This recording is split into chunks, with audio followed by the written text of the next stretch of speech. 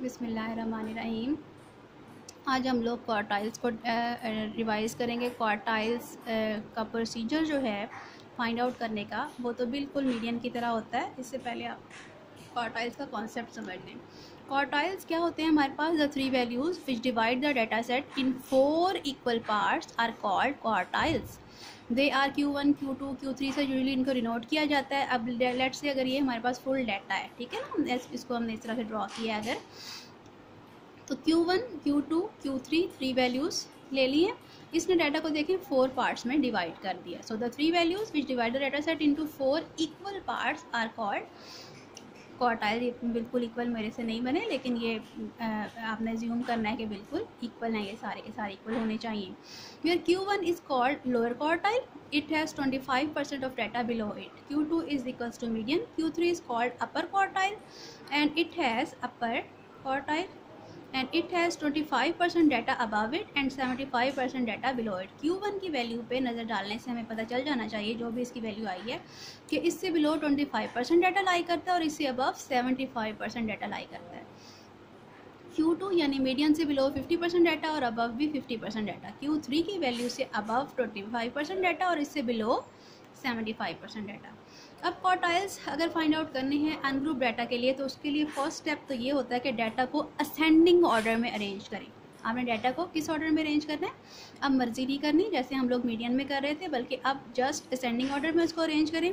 Then find the location of Q1, Q2, Q3 by finding n+1/4 value.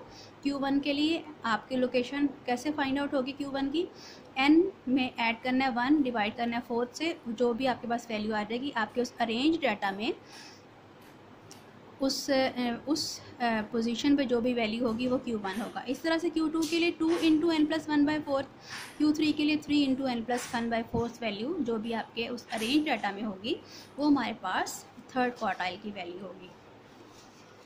अब अगर हमें find out करना है क्वार्टाइल्स फॉर ग्रुप डाटा, तो फिर क्वार्टाइल्स फॉर ग्रुप डाटा के लिए हमारे पास Q1 का फॉर्मूला है L+H/F n/4 - C, Q2 L+H/F 2 × n/4 - C, Q3 L+H/F 3 × n/4 - C, जिसमें L जो है वो lower class boundary of the quartile class होगी, H width of the quartile class, F frequency of the quartile class and total of number of observation, and C जो है वो quartile class की cumulative frequency से previous class की जो cumulative frequency होगी वो होगी, जैसे कि हम बिल्कुल मीडियन में कर आए हैं।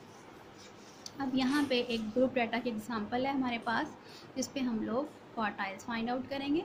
Find quartiles of given data. Class boundaries given है, फ्रीक्वेंसी गिवन है, ठीक है।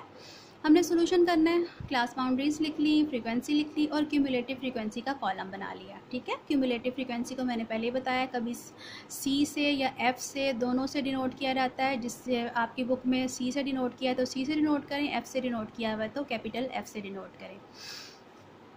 अच्छा, अब उसके बाद क्या करना है? हमने सबसे पहले फाइंड आउट करना है Q1।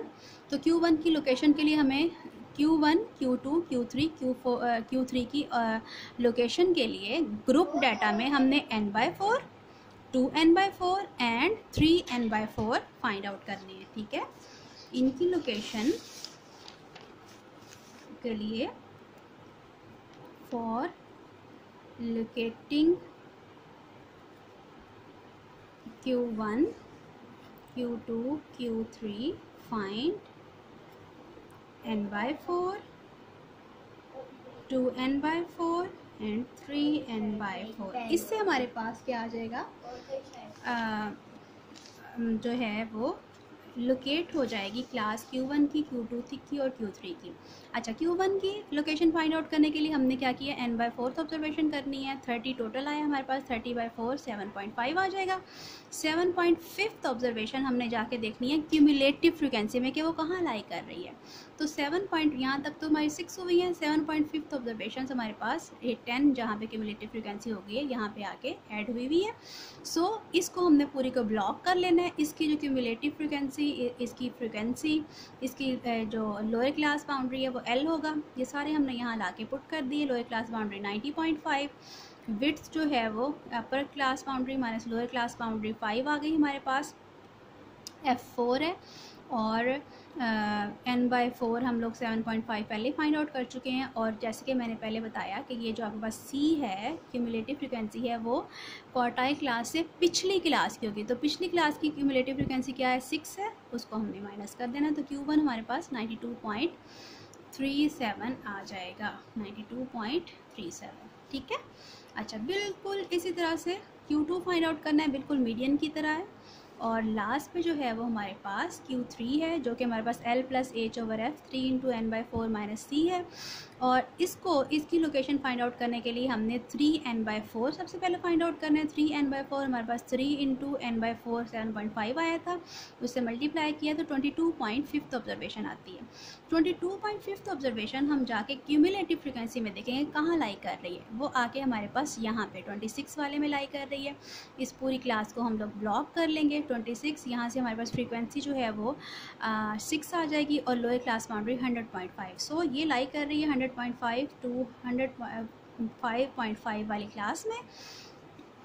इस क्लास में ला के हम लोग फॉर्मूले में पुट करेंगे। लोअर क्लास बाउंड्री 100.5, H जो है वो 5, F जो है वो 6, 3n/4 22.5 और C जो है वो, जैसे मैंने पहले बताया, इस क्लास की क्यूमुलेटिव फ्रिक्वेंसी नहीं होगी बल्कि इससे प्रीवियस क्लास की, जो कि क्या है 20 है। सो 20 को माइनस करेंगे, हमारे पास Q3 क्या आ जाएगा 102.58। सो ये हमारे पास लोअर क्वार्टाइल आ गया, ये हमारे पास अपर क्वार्टाइल आ गया। तो ये हमारे पास सारी की सारी क्वार्टाइल्स की वैल्यूज़ आ गई हैं। तो इस तरह से हम लोग क्वार्टाइल्स फाइंड आउट करते हैं और ये उम्मीद है आप लोगों को समझ आ गई हो।